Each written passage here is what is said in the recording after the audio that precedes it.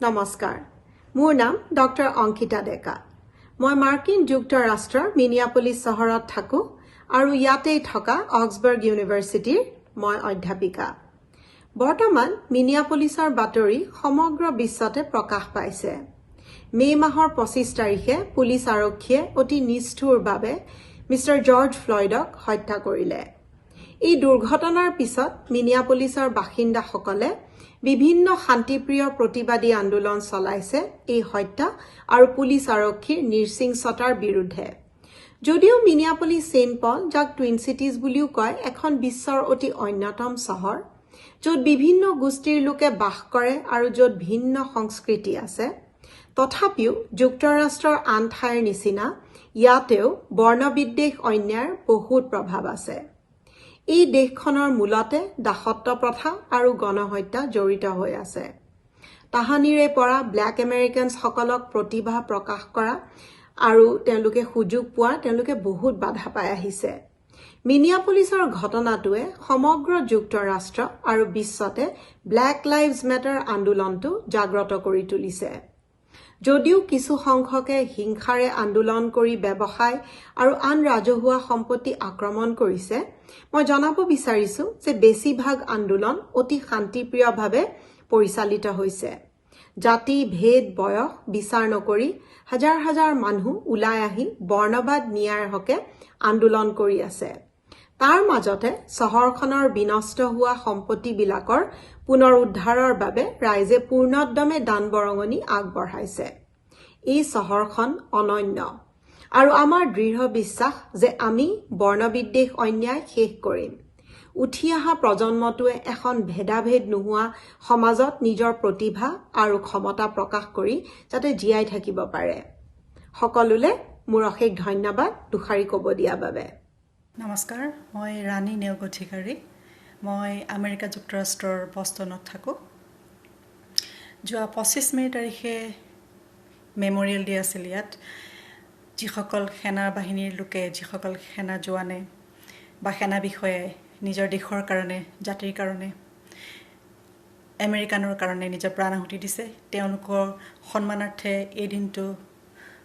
সমগ্ৰ আমেৰিকাতে memorial day হিচাপে উদযাপন কৰা হয় সেইদিনাই আমেৰিকাৰ মিনেছোটা ৰাজ্যৰ মিনিয়াপলিছত সংঘটিত এক ঘটনা ইতিমধ্যে সমগ্ৰ আমেৰিকা কঁপাই তুলিছে সমগ্ৰ বিশ্বতে আলোড়নৰ সৃষ্টি কৰিছে জৰ্জ ফ্লয়ড নামৰ এজন কৃষ্ণাংগ লোকক 4জন আৰক্ষী বিষয়াই লগ লাগি এজন প্ৰত্যক্ষভাৱে আৰু আন 3জন পৰোক্ষভাৱে সকলোৱে লগ লাগি কেমেৰাৰ সন্মুখত বহুতো মানুহৰ সমাগমৰ মাজত 8 মিনিট সময় ধৰি তেওঁক ভৰিৰে ডিঙিত হেঁচা মাৰি ধৰি হত্যা কৰে আৰু এই ঘটনাৰ পিছতে সমগ্ৰ আমেৰিকা এতিয়া বিদ্ৰোহৰ জুয়ে চানি ধৰিছে বিভিন্ন হিংসাত্মক ঘটনা সংঘটিত হৈছে লুটমাৰ হৈছে বিভিন্ন আবাস গৃহ বিভিন্ন বিল্ডিং জ্বলাই দিয়া হৈছে এই পৰিস্থিতি নিয়ন্ত্ৰণ কৰিবলৈ ইতিমধ্যে প্ৰায় 40খন চহৰত কাৰফিউ দিয়া হৈছে 140খন চহৰত প্ৰতিবাদ সাব্যস্ত কৰা হৈছে আৰু 26খন ৰাজ্যত ইতিমধ্যে ষ্টেট অফ ইমাৰ্জেন্সি ঘোষণা কৰা হৈছে এই ঘটনাৰ প্ৰটেষ্ট আজি 8 দিন হৈছে আজি 8 দিন ধৰি এই যে হিংসাত্মক কাৰ্যকলাপৰ মাজেদি সংঘটিত হোৱা প্ৰতিবাদী কাৰ্যসূচী এতিয়াও চলি আছে কালি এই যে 4জন পুলিচৰ লোক এই ঘটনাত জড়িত আছিল তেওঁলোকৰ 4জনকে হত্যাৰ অভিযোগত কালি গোচৰ তৰা হৈছে তেওঁলোকৰ বিৰুদ্ধে যিহেতু প্ৰথম দিনা মাত্ৰ যিজন লোক প্ৰত্যক্ষভাৱে জড়িত আছিল যিজন পুলিচ অফিচাৰ তেওঁৰ বিৰুদ্ধে অভিযোগ অনা হৈছিল তেওঁহে হত্যাৰ অভিযোগত তেওঁক অভিযুক্ত কৰা হৈছিল বাকি 3জনৰ বিৰুদ্ধে হত্যাৰ অভিযোগ তৰা হোৱা নাছিল তেওঁলোক 4জনকে চাকৰিৰ পৰা নিলম্বন কৰা হৈছে কিন্তু হত্যাৰ অভিযোগ এজনৰ ওপৰত আছিল ইয়াকে লৈ প্ৰতিবাদী মাজত জুই জ্বলে তেওঁলোক খঙত অগ্নিশৰ্মা হৈ পৰে তেওঁলোকে বিভিন্ন হিংসাত্মক কাৰ্যৰ জৰিয়তে প্ৰতিবাদ সাব্যস্ত কৰে আৰু কালি প্ৰশাসনৰ তৰফৰ পৰা 4জনকে হত্যাৰ গোচৰত অভিযুক্ত কৰা হৈছে আৰু ইয়াৰ লগে লগে দেখা গৈছে কিছু পৰিমাণে প্ৰতিবাদী কাৰ্যসূচী হিংসাত্মক কাৰ্যকলাপৰ সমাপ্ত ঘটিছে এতিয়া শান্তিপূৰ্ণভাৱে তেওঁলোকে প্ৰতিবাদ কাৰ্যসূচী এতিয়াও চলাই আছে দেখা গৈছে যে এই ঘটনাই যেহেতু আমেৰিকাত সকলোৱে জানে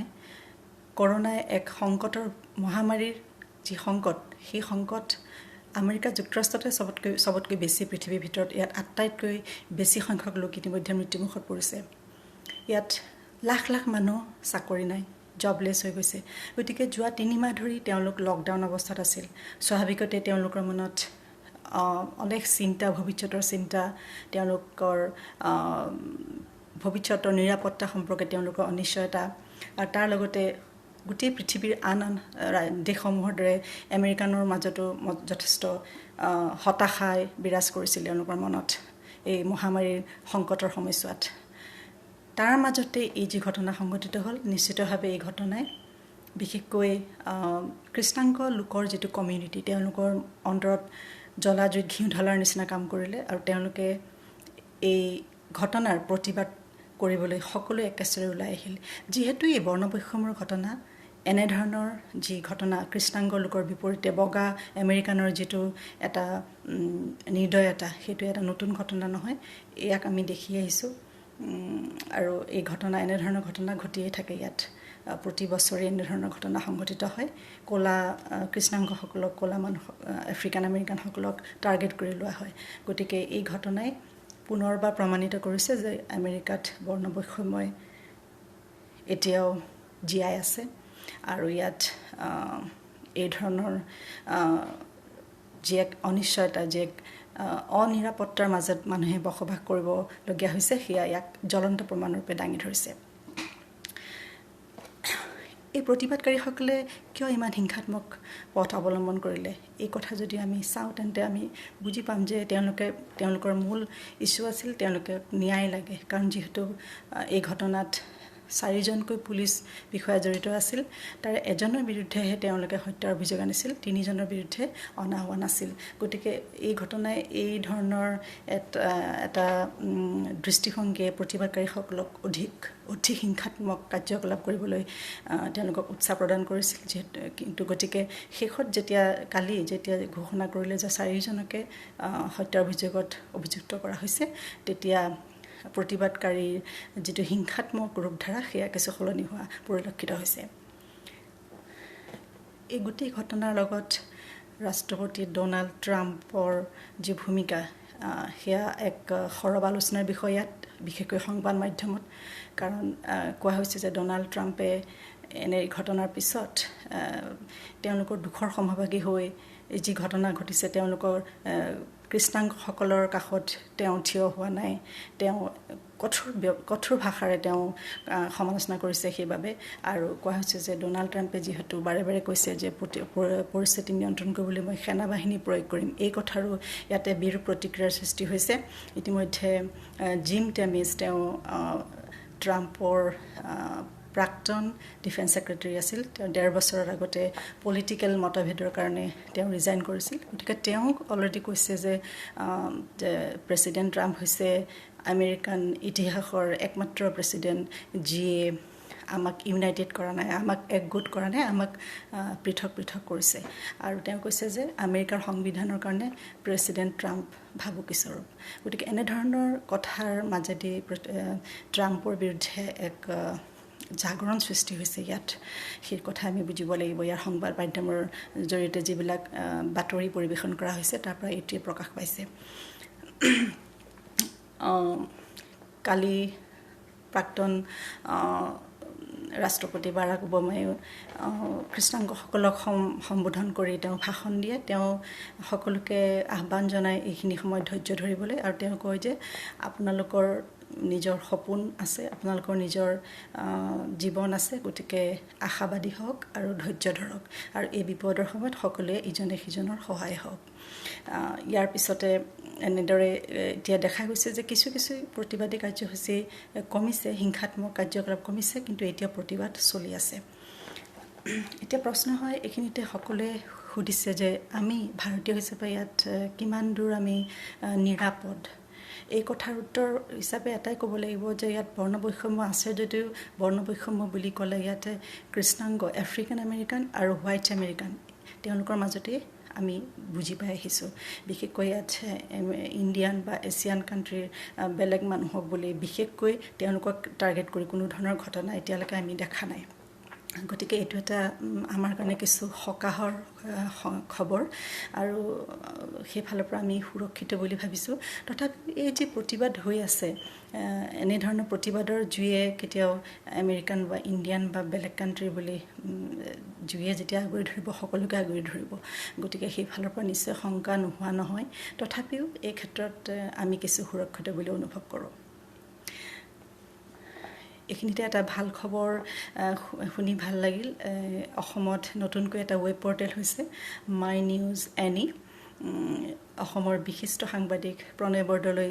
এই ৱেব পৰ্টেলটোৰ লগত জড়িত আছে বুলি জানি খুব ভাল লাগিছে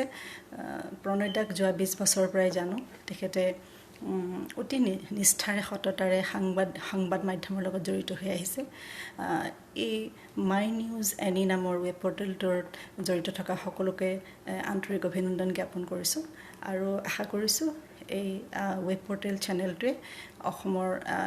অসমীয়া লোকৰ মাজলৈ বাতৰিৰ এক নতুন জোৱাৰ কঢ়িয়াই নিব আৰু সৎ বাতৰি নিষ্ঠাৰে তেওঁলোকে সঁচা বাতৰি প্ৰকাশ কৰিব সকলোকে অভিনন্দন জনালোঁ ধন্যবাদ